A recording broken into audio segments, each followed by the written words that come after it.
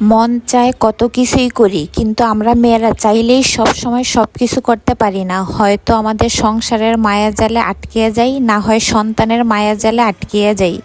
আসসালামু আলাইকুম। আজ আমি প্রতিদিনের মতো হাজির হলাম। কোনোভাবেই বাসায় মন বসে না, মন চায় ছুটে যাই মানুষের পাশে, কিন্তু ইচ্ছে থাকলেও আমরা পারি না। তাই আমরা যে যার জায়গা থেকেই সাহায্য করে যাব। মন খারাপ নিয়েও আমাদের প্রতিদিনের কাজ করেই যেতে হবে।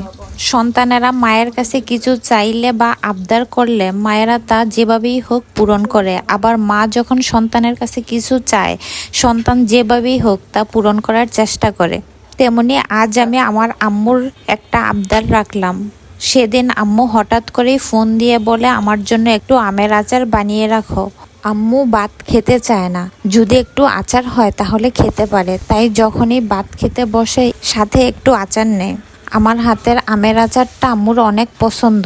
ফোনের মধ্যেই বললাম, আম্মু আচার বানাতে অনেক কষ্ট লাগে, আমি এবার পারবো না, তোমার আচার খেতে হবে না। মাও সাথে সাথে মেনে নিল, বলে থাক মা, কষ্ট হলে বানানো লাগবে না।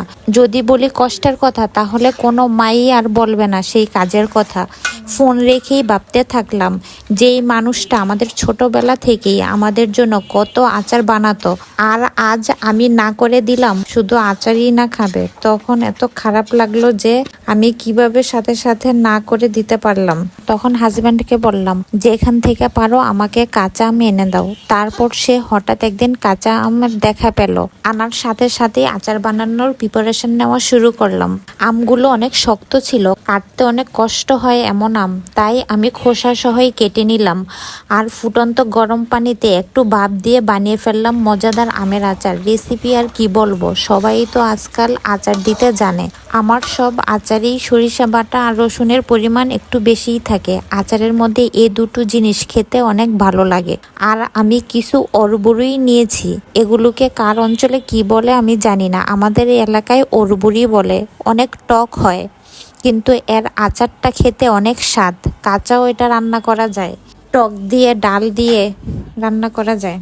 আম আর অরবুরিগুলো ফুটন্ত গরম পানিতে ভাপ দেওয়ার সময় একটা ভিডিও মোবাইলে নেই, হয়তো মোবাইল অন করিনি। কোনো কারণে মন খারাপ থাকলে তখন দেখা যায় কোনো রেসিপি তৈরি করার সময় একটা না একটা সমস্যা হয়েই যায়। আজকাল যে অবস্থা, চোখে সারাক্ষণ শুধু এসবই বাসে, মন চায় সারাক্ষণ শুধু টিভিতে এগুলিই দেখি। তো আমার আমের আচারটা ছিল টক মিষ্টি ঝাল, আর অরবুরির আচারটা ছিল মিষ্টি। এটা আমার অনেক পছন্দ। যতবার খেয়েছি আম্মুর হাতের আচারটাই খেয়েছি, এই প্রথম আমি নিজে বানালাম।